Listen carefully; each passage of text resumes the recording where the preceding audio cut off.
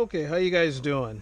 I thought I'd make this quick video. I've always, looked at videos on YouTube, the guys helping out with different problems that you might encounter as you go through, various different RC models and configurations and setup and that. And I've always found that to be really helpful. So I thought I'd just kind of share an experience that I had, and hopefully it'll be of some value to you guys, and give you a little bit more information as it relates to electromagnetic brakes. So in front of me, I've got three different electromagnetic brakes here in terms of sizes. They're all from JP Hobby, and I've purchased all of them from RC Castle. Check them out, rccastle.com.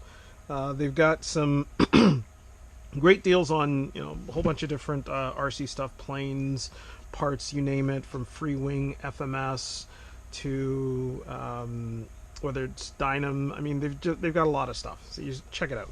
Anyways, so I bought, these were the last ones that I had purchased from RC Castle, and these are the ones that I've been having problems with, and I contacted them about that before, and they were kind enough to send out another brake drum, thinking that would address the problem. However, it hasn't.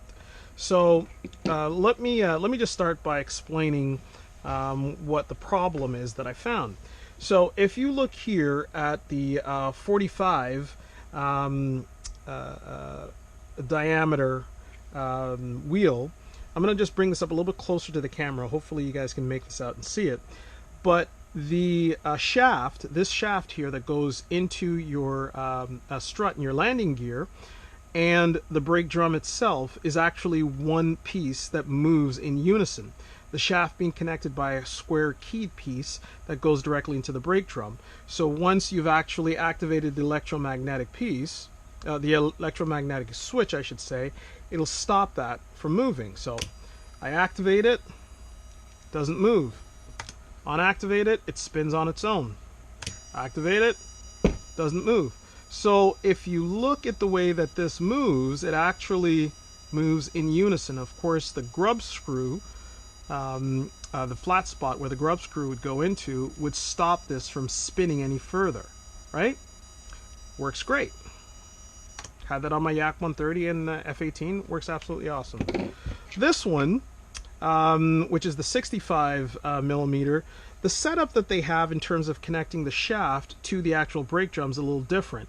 I'm thinking the reason why they did that was they figure it's going to be a larger plane, so they want a little bit more security in terms of how the union is made between the actual brake drum and the shaft that connects into your oleo strut on the jet. So if you can look closer, you'll see that there's a grub screw and a flat spot on this shaft inside of this collar piece here.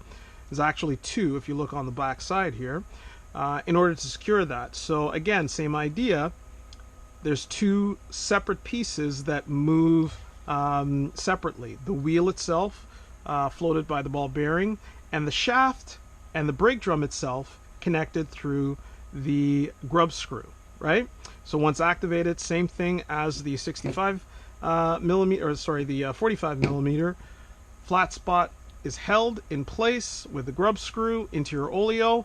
Activation, this stops from moving, right? Now, my problem child, the 75 millimeter. I was going to plan on putting this on my Freewing A10. Here's the problem. If you look at these two, there is a solid connection between the shaft and the brake drum itself. With this one, you can see that the shaft itself actually pulls in and out. In fact, the brake drum can be simply slid off. And if you also look at the brake drum itself, there is no grub screw, there is no keyed connection. As you can see, it's completely circular. There is nothing that actually holds and attaches this securely to this shaft. So essentially what you have is three separate moving pieces rather than two moving pieces, right? So what does that translate to? Wheels turning, no problem. You activate it and it locks, but watch. As you can see, the wheel is still turning. right? And you can still see the wire that's connected to the actual brake drum spin around the shaft.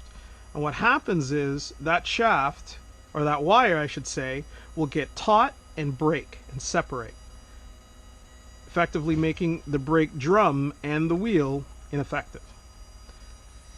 And this is what the result looks like. You'll notice here how the wires have actually pulled away completely from the actual brake drum. This, in my opinion, is a design flaw that they have. I noticed that they've got a keyed sort of a piece here, but I can't imagine that that's any sort of solution to try and solve the problem.